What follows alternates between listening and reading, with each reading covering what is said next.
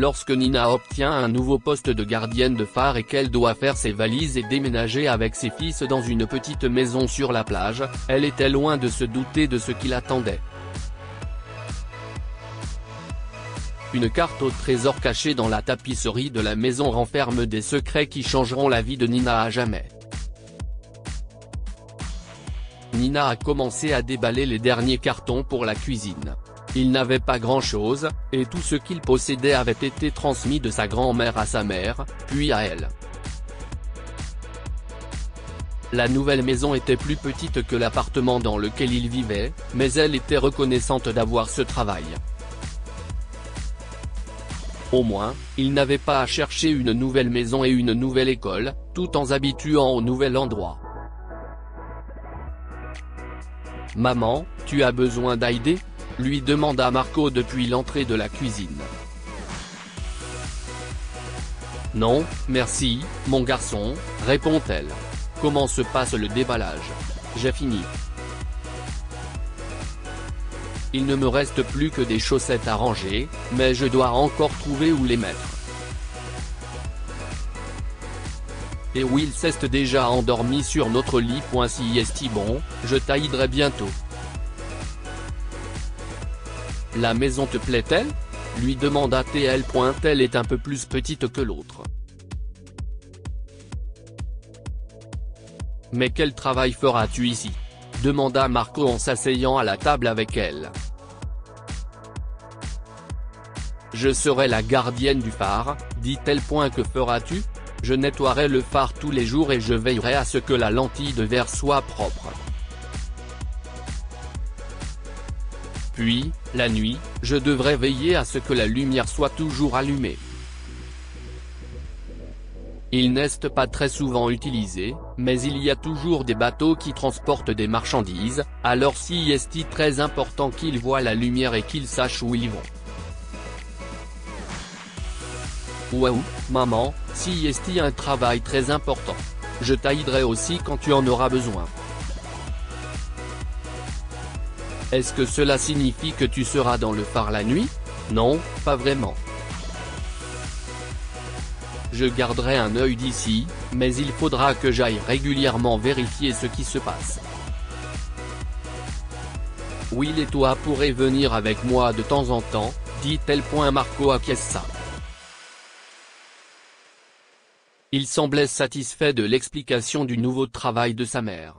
Aussi, il semblait un peu plus posé, et les deux garçons avaient un air plus enfantin depuis qu'il avait emménagé il y a 2 jours. Nina mettait cela sur le compte de la proximité de la plage, où il parlait de jouer dans l'eau et de pique-niquer le dimanche après-midi. Peut-être était-ce simplement le changement de décor, comme elle le pensait, ou peut-être était-ce le fait qu'elle avait enfin trouvé un emploi et que ses garçons savaient que leurs difficultés étaient terminées. Nina se souvient du jour où elle a vu l'annonce pour le poste de gardien de phare dans la bibliothèque située derrière leur ancien appartement. Elle avait pris l'habitude d'y emmener les garçons après l'école pour qu'ils fassent leurs devoirs pendant qu'elle consultait les panneaux d'affichage ou lisait un livre. Lorsque Nina a annoncé aux garçons qu'elle postulerait pour le poste, même si cela signifiait qu'ils devraient quitter l'appartement et peut-être changer d'école, Will a hoché la tête et Marco l'a serré dans ses bras. Elle a alors compris qu'ils étaient prêts, eux aussi, à vivre une nouvelle aventure. Nina a passé les jours suivants à faire de la petite maison un foyer. Elle voulait que ses garçons se sentent parfaitement à l'aise avant leur entrée dans la nouvelle école. Marco était prêt à tout affronter. Will, quant à lui, semblait un peu plus réservé. La plupart du temps, il faisait du coloriage à la table de la cuisine, toujours prêt à ajouter un nouveau tableau au mur. Le jour de la rentrée, Nina a préparé des œufs brouillés et des toasts chaud beurrés pour ses garçons. Depuis toujours, ils adorent en manger. Will est entré le premier dans la cuisine, traînant son cartable avec lui. Maman, si est effrayant, tu viendras me chercher? Oh, bien sûr, chérie. Mais je ne pense pas que ce soit effrayant du tout. Ce sera nouveau et différent, mais pas effrayant. Et je serai là, dit Marco en s'asseyant à la table. Marco a placé une tranche de pain grillé dans l'assiette de Will et l'a aidé à stabiliser son bras lorsqu'il essayait de manger les œufs à la cuillère. Nina a toujours su qu'il serait le meilleur grand frère. 30 minutes plus tard, le bus scolaire s'est arrêté sur le parking de la plage, prêt à emmener les garçons à l'école. Nina était allée au phare plus tôt dans la matinée, avant que les garçons ne se réveillent, et s'était donc occupée de la plupart des tâches ménagères. Elle décida de se concentrer sur la maison pour la prochaine heure, nettoyer la chambre des garçons et essayer de réparer la fenêtre du salon qui semblait laisser passer le vent froid de la plage pendant la nuit. Elle se rendit dans la chambre des garçons et épousseta la couette et la couverture avant de faire le lit et de gonfler les oreillers. Alors qu'elle rangeait leurs jouets au milieu de la moquette, elle vit qu'un des garçons avait peint sur la tapisserie dans le coin de la pièce. Nina regarda autour d'elle et soupira. Je parie que c'était Will, se dit-elle. Ce n'était que des aquarelles, et le papier peint était morne de toute façon, pensa-t-elle. Je devrais peut-être l'enlever. De toute façon, ça ternit la pièce, marmonna-t-elle. Nina passa ses doigts sur le papier peint, à la recherche d'une déchirure pour commencer à l'enlever. Lorsqu'elle en trouva une, elle commença à tirer dessus. Au bout d'un moment, elle prit son élan et trouva la bonne quantité de force dont elle avait besoin pour décoller la tapisserie d'un seul coup. Au bout d'un certain temps, lorsque Nina a retiré un morceau de la tapisserie, un vieux morceau de papier plié se détachait du mur. Elle a froissé le papier peint qu'elle tenait et l'a jeté dans le couloir. Elle prit le papier plié et s'assit sur le lit. Lorsque Nina l'ouvrit, elle vit qu'il s'agissait d'une vieille carte au trésor dessinée qui avait été modifiée au stylo rouge à certains endroits. Nina renifla le papier. Il sentait une odeur ancienne et intemporelle, comme des souvenirs conservés dans la poussière. Elle éternua, la poussière de la pièce ayant eu raison d'elle. Nina apporta la carte dans la cuisine et la posa sur la table. La carte avait l'air importante, comme dans les films où une personne a de la chance rien qu'en la tenant. Elle se sentait un peu idiote, mais elle voulait essayer d'en comprendre le sens, et si elle n'y arrivait pas, qui donc pouvait la comprendre ? Peut-être pourrait-elle utiliser la carte et la cachette pour créer une chasse au trésor amusante pour les garçons pendant le week-end. Elle se servit un verre d'eau et décida d'appeler son frère. Steven, salut, dit-elle au téléphone. Bonjour, sœurette. Comment vas-tu? Tu apprécies ta nouvelle maison? Demanda-t-il. C'est super. On a l'impression que c'est encore tout nouveau, et on a décidé de voir ça comme une nouvelle aventure. Will pense que nous allons rencontrer une bande de pirates sur la plage un de ces jours. Son frère laissa échapper un énorme fou rire. J'ai appelé parce que j'ai trouvé une vieille carte au trésor cachée dans le papier peint de la chambre des garçons. Dois-je la suivre ? Demande-t-elle en lui parlant un peu plus de sa trouvaille. Il faut la suivre. Pourquoi pas ? Peut-être le chercher bientôt avant que les pirates de Will ne viennent le chercher. Nina sourit. Elle savait qu'elle pouvait compter sur lui pour soutenir ses idées. Et n'oublie pas que N signifie nord sur la boussole, dit-il en riant à nouveau. Bonne chance, ma sœur. Tiens-moi au courant de ce que tu trouveras, dit-il en coupant la communication. Il fallut un moment à Nina pour s'orienter. Mais lorsqu'elle y parvint, la carte semblait partir de la porte d'entrée. Ce qui l'a troublée, si est que les nouvelles lignes rouges modifiaient le tracé de la carte originale. Elle décida de suivre les lignes rouges, elles étaient de toute façon plus faciles à déchiffrer. Nina enfile ses bottes noires et passe un châle autour de ses épaules avant de sortir. Elle suivit les lignes rouges depuis la porte d'entrée jusqu'au côté de la maison. La carte comportait l'image d'une lanterne, entourée de rouge.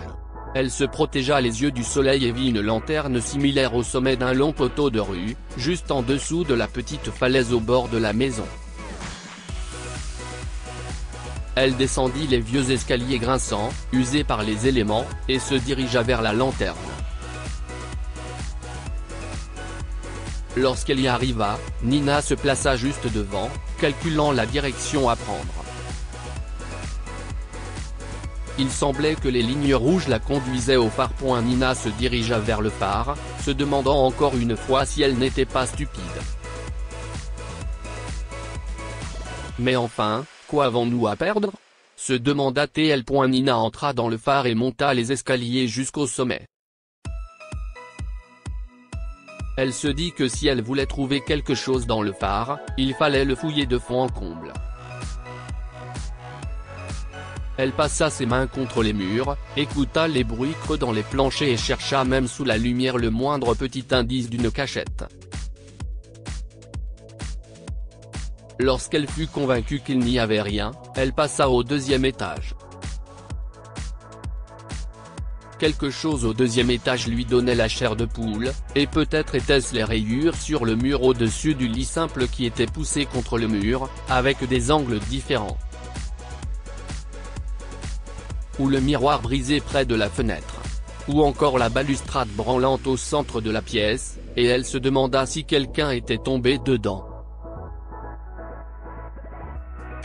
Nina s'agenouilla près du lit, passant ses mains en dessous à la recherche d'un signe, mais ne trouva rien. Elle enleva les couvertures du lit et fouilla dans le matelas, peut-être y trouverait-elle une autre carte. Il n'y avait rien. Elle se rendit au premier étage, où se trouvait un simple bureau sans tiroir et un vieux fauteuil lourd, usé et poussiéreux. Elle se dit que le trésor, si jamais il y en a un, pourrait se trouver sous le fauteuil ou le bureau. Après avoir poussé le fauteuil, des perles de sueur s'accumulant sur son front, elle se mit à genoux et commença à tâter le terrain. Allez, Nina. Trouvons quelque chose ici, marmonna-t-elle. Elle passa ses mains sur le plancher poussiéreux et trouva un petit crochet que l'on peut trouver sur une trappe. Nina tira sur le crochet et, au bout de quelques minutes, la trappe céda. L'espace sous celle-ci était minuscule, comme une cachette pour un paquet plutôt que pour une personne. Nina y plongea la main et en sortit tout ce qu'elle pouvait sentir. Elle en sortit 2 lourds sacs bleu foncé avec d'épaisses fermetures éclairs. Elle les prit et courut jusqu'à la maison. Lorsque Nina a ouvert les sacs posés sur la table de la cuisine, l'un d'eux était rempli d'argent, ce qui l'a surprise car, malgré l'aspect vieillot du sac, les billets étaient impeccables et étaient en circulation. Le second sac contenait un ensemble de brosses à cheveux antiques, 2 miroirs d'aspect ancien et quelques lourdes broches serties de grosses pierres. Si est-il un véritable trésor, s'exclama Nina. Plus tard dans la journée. Maman, nous sommes rentrés, cria Will en ouvrant la porte et en bondissant dans la maison. Comment s'est passé l'école ? Demanda-t-elle en le serrant dans ses bras. C'était bien. Je me suis fait des amis et Marco m'a accompagné jusque dans ma classe, dit-il alors que Marco entrait dans la maison. Si est super, chérie. Comment s'est passée ta journée, Marco ? C'était bien, maman.